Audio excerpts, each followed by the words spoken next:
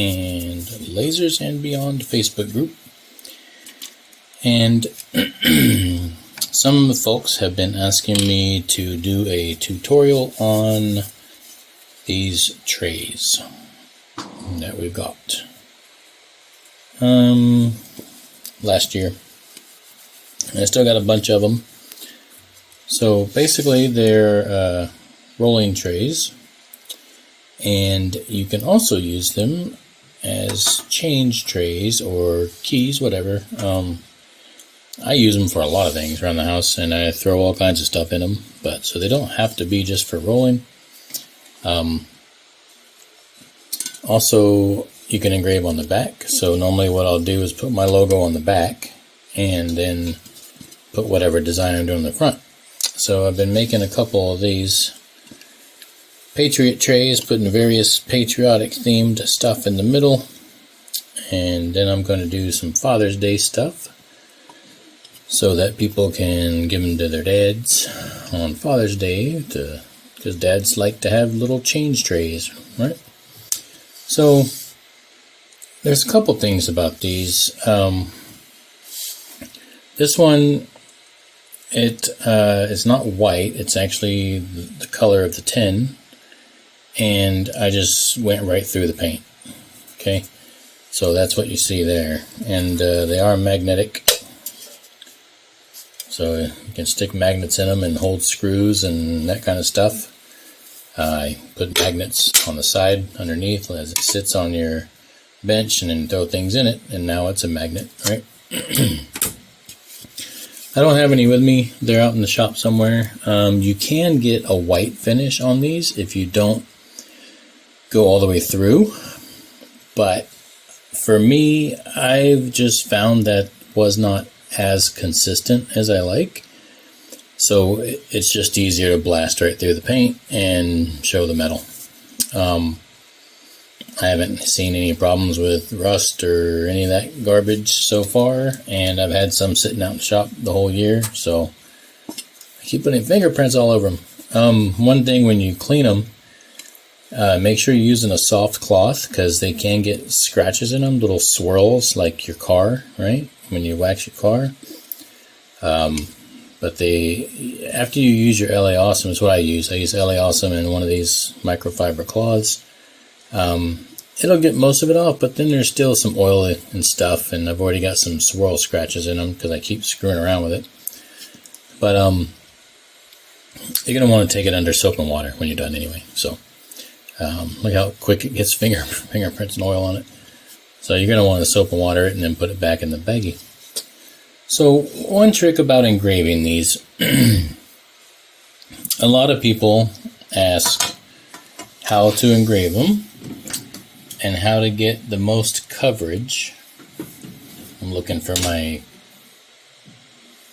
piece here. Alright, this ain't the exact one, but it'll do. So most of the xTools come with this stupid thing on it, right? And I'm not going to move this. I'm not moving this because it's already set up perfectly. So most have that, and obviously if you have that in there, it's really going to limit how far over you can go, right? It's going to bump into it. Most of us take that off. If you didn't take yours off, then it's really going to limit how much you can do. But you can still do some stuff with them. Even still, when you do take it off and you set your focal depth normal with the kickstand down,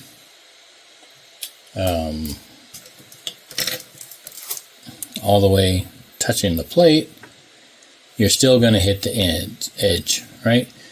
But you can get about, I think right now it's 140 is what I use, 140 millimeters across and then 100 millimeters up. With the focal depth set all the way to the bottom, you can get like 90 or 80 by 110 maybe, something like that.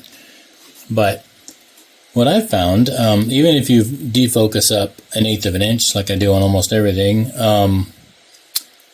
it still bumps into the edge. So just to show you guys another example that you can defocus these things more than you think and still get a quality engraving. I don't focus this to the deck anymore. I focus it to the edge. So when I'm getting ready to get everything lined up, I don't even mess with my focus needle. I just bring the laser nozzle down till it touches, and then bring it up a hair.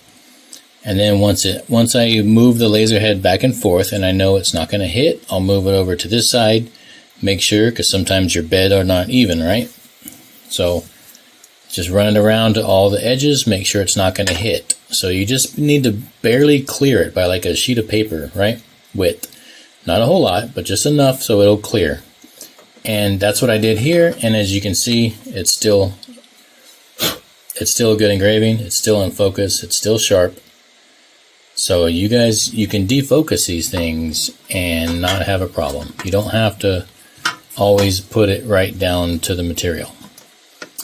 I'm using the jig I got from JD over at JD's print shop, or JD's 3D print shop. It's got magnets on it, so I've already put it in the bed. I used the registration marks to line it up, so now it's square to the gantry. So no matter what I put in there, it's going to be squared. So if I want to go do hat patches next, all I got to do is throw a hat patch in there, and it's squared up. Drop my image and light burn in the square, and then go. For these trays, obviously we can't use absolute coordinates because of the curvature of the bottom, and it's not going to sit perfect, so you don't know, right, when you put it in there and line it up. Yes, it's lined up flat to the bottom, flat to the side, but we don't know where that's actually touching, so we're not going to be able to measure that.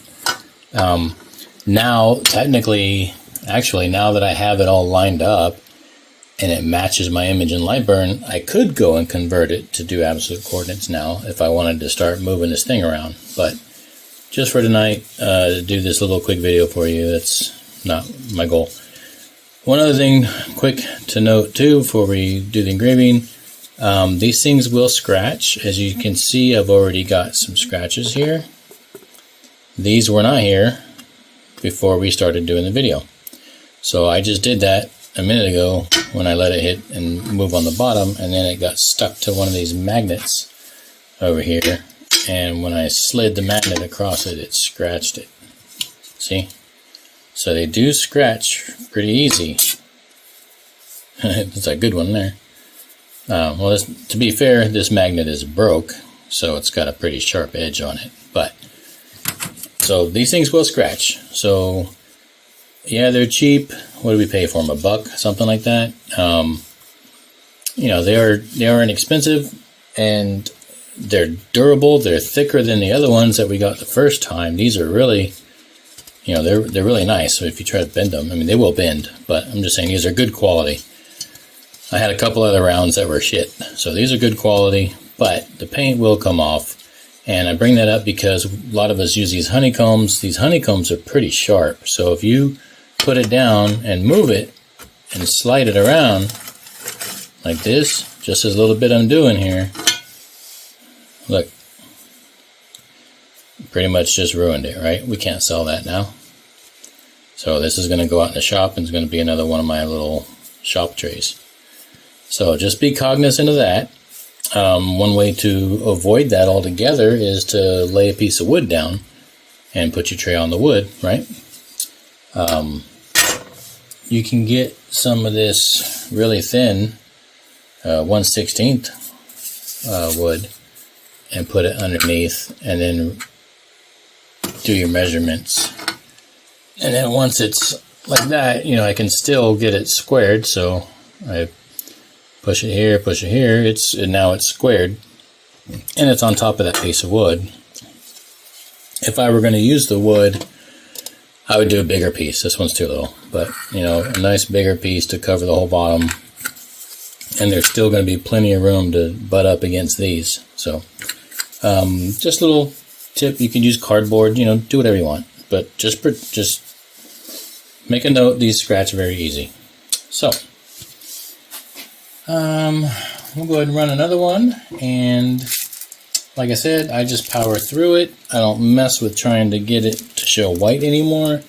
And I lost my train of thought when I said I didn't have one to show you. What I wanted to show you was even when you do the engraving and it comes out white, I actually scratched it with my fingernail one time and it got through to the metal. So if you do the white engraving, you want to let your customer know that, you know, you go throwing keys and change in there, it might scratch it up. So most people aren't going to care because, you know, I don't know what you charge. I charge $5 for these.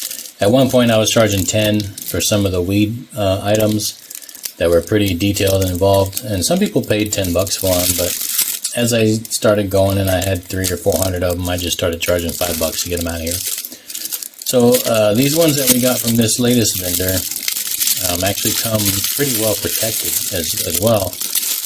We got the outside bag you can use to reseal it, and then you got this, which is stuck on there. So you got to peel that off when you want to engrave it.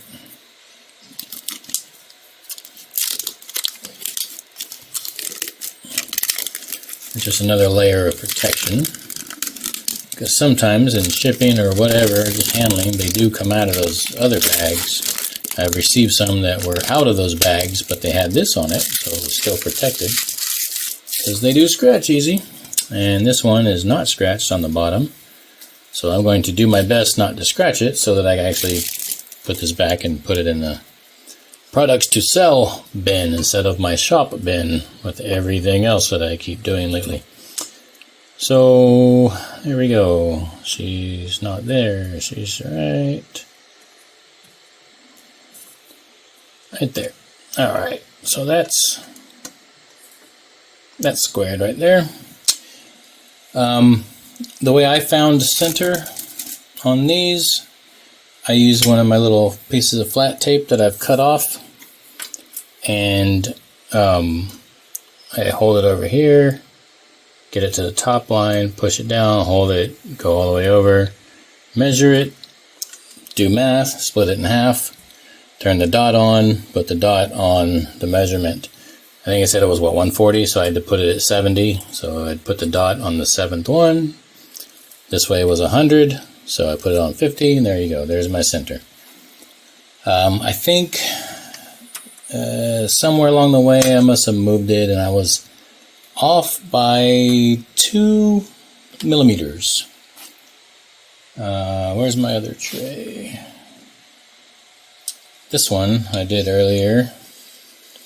And after the fact, I went ahead and measured from the edge to the rim, then the edge to the rim, after I'd already centered it, and I was, I had 4 millimeters extra over here. So I just moved the laser head over 2 millimeters using light burn, and boom, now it's coming out perfectly center on the other ones. So, there you go.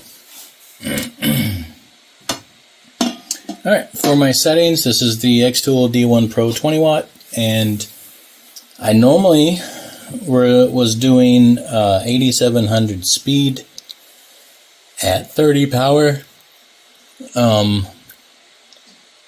I decided to go ahead and boost it up to 12,000. I want to see what can happen, and push this little guy, see if we can go a little faster. And so this one was done at 12,000 speed with 60 power, and I didn't have to give it a real hard scrubbing. I mean, it wiped right out real easy. There were 2 lines in here on the flag, and they were, I'm guessing it's probably bowed a little bit, but they were a little bit green, so I had to get the LA Awesome on the microfiber and you know, give it some.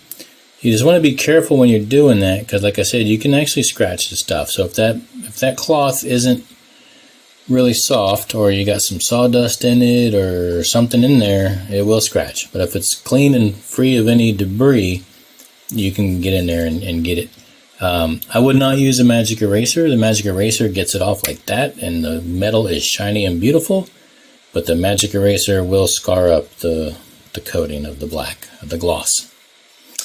If I buy some more of these, I'm going to ask them if they have any matte instead of, there's some more swirl marks from the bottom. You really want to watch the bottom when you're doing these. I might end up, if I scratch any more tonight, I'll probably put some cardboard down. But I might see if they don't have any matte instead of glossy, because I hate fingerprints and wiping these things all the time. So we'll see. Alright, so we're going to do, oh no, wait, that's the one that I scratched on purpose. I'm stupid. Alright, that's the one I showed you. Anyway, 12,000 speed at 60 power with 350 LPI. I like to use a little bit higher LPI on purpose on coated metal surfaces. I've said this in many videos, and it's because I like it to overlap on purpose. I want to make sure that it's getting clean and free. We're not really going to hurt it by doing that, not like wood or something else, acrylic, but this is going to ensure that it's getting all the stuff off, and it's going to make sure that our corners are nice and smooth and round. So let's go ahead and get this going. And just for this video, for shits and giggles, I'm going to bump it up to 70 power to see what happens, because I normally don't run 12,000 speed. The 60 worked okay, but I did have to scrub that one little spot. So I'm going to do it at 70, see if there's no scrubbing at all, and then see if it burns the metal at all. So, for science, right? Let's give it a framing.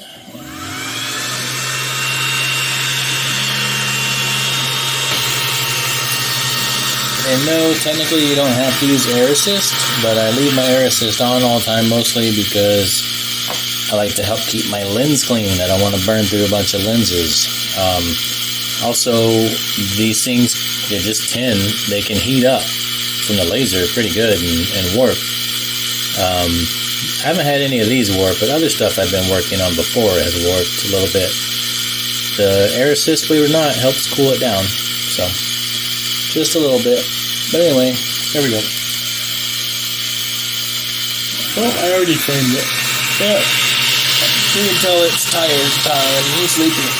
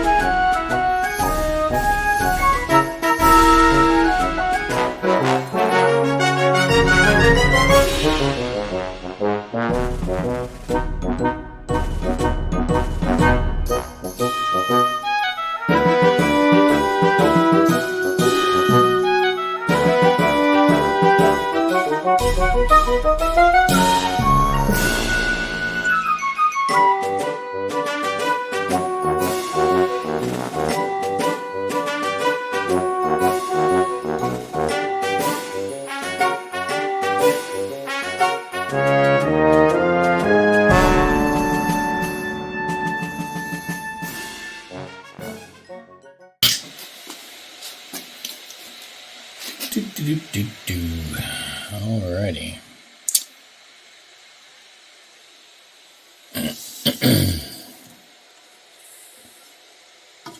Not scratch it. Alright. Just because I would actually like to have something for the for sale pile tonight. I've ruined a few things already tonight. Alright, let's go and put this down. So that's what she looks like, and the ring light's in the way, sorry, but that's what she looks like before you clean her.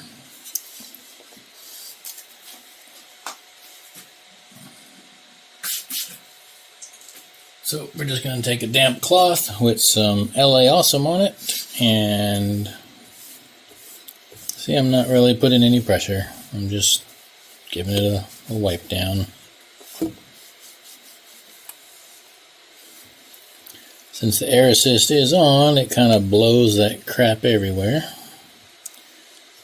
That's why I always take my stuff over and give it a the wash with the warm water and soap, regular old dish soap, but this is good enough for now. And now we can see that she's clean and good.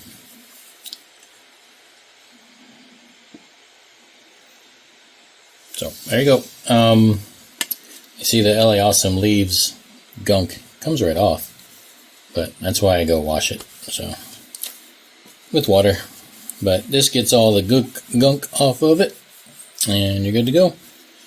Beautiful engraving. Defocused. Remember, when you focus these, the trick, guys and gals, is to bring your focal needle down to here. Check all four sides to make sure you're not going to bump into the tray, and then you can get cute with it. I mean, you can even engrave up the side of the wall, right? So if you have a really cool design or whatever to cover the whole tray, you can engrave in these curved surface too. It'll engrave it. So that's the trick to getting a full engraving and not being stuck with a little tiny thing in the middle or having the thing bump it and ruin it, right? So I think this rag is done. Let's use this one. Got all that crap all over it. Yeah, that's better. Time to swap out the rags, I think. That rag is gunky. But there you go. Pretty tray. On to the next one. Have a good one. Go make stuff. Even when you feel low, you can still go. Even when you feel slow, you can still go. Even when there's no hope, you can still go. I never answer to no, man, I still go.